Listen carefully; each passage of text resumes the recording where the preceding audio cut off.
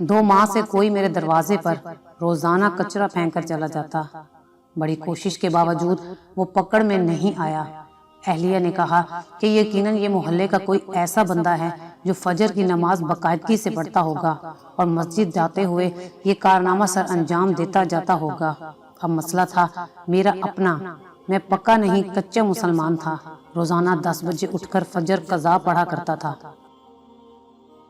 20 दिन कबल मैंने अहलिया से फजर में उठाने का कहा तो अहलिया हैरान कि ये आज सूरज मशरिक की बजाय मगरिब से कैसे निकल रहा है।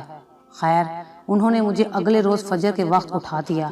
मैंने उठते ही खिड़की से नीचे झांक कर देखा तो दरवाजे पर कचरा मौजूद नहीं था। फटाफट वजू किया, खिड़की के पास ही मुसल्ला बिछाया और 2 रकात सुन्नत पढ़कर फिर से झांक कर देखा तो कचरा दरवाजे पर पड़ा।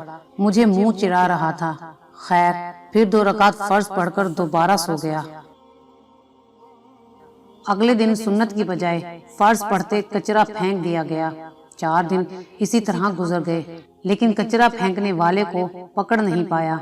5वें दिन अहलिया कहने लगी, माशा अल्लाह, आप अब फजर की नमाज पढ़ने लगे हैं तो मस्जिद में बाजमात नमाज पढ़ लिया कीजिए। बात दिल को लगी और 5वें दिन सुन्नत घर में पढ़कर जमात से 15 मिनट पहले दरवाजे पर कुर्सी लगाकर बैठ गया और मोहल्ले के नमाजी हजरात को आते देखने लगा कि किस नमाजी के हाथ में कचरे का शापर है।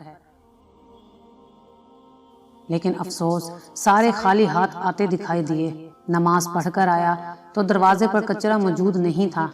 1 हफ्ते मुसलसल पाबंदी से बाजमात नमाज पढ़ने के बाद मैंने अहलिया से कहा, बेगम, अब कचरा फेंकने वाला शायद डर गया है, जब भी कचरा नहीं फेंक रहा।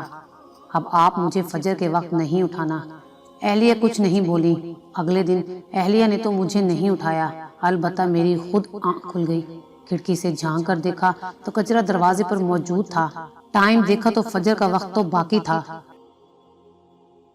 लेकिन जमात निकल चुकी थी। अब अगले दिन फिर वही मामूल था। 2 हफ्ते मुसलसल फजर की नमाज बाजमात पढ़ता रहा और दरवाजा साफ सुथरा मिलता रहा।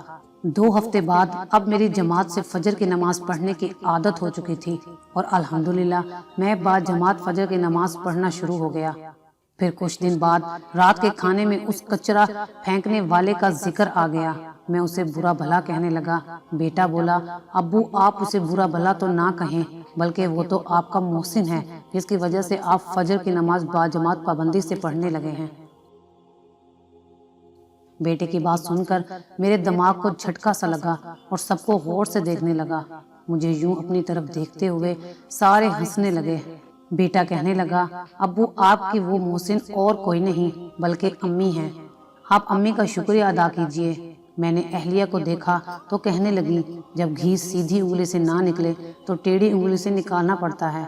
ये सबक है सब बीवियों के लिए कि वो चाहें तो अपनी औलाद के अलावा अपने खामद की भी तरबियत कर सकती हैं, हाँ, अगर वो खुद तरबियत याफ्ता हों।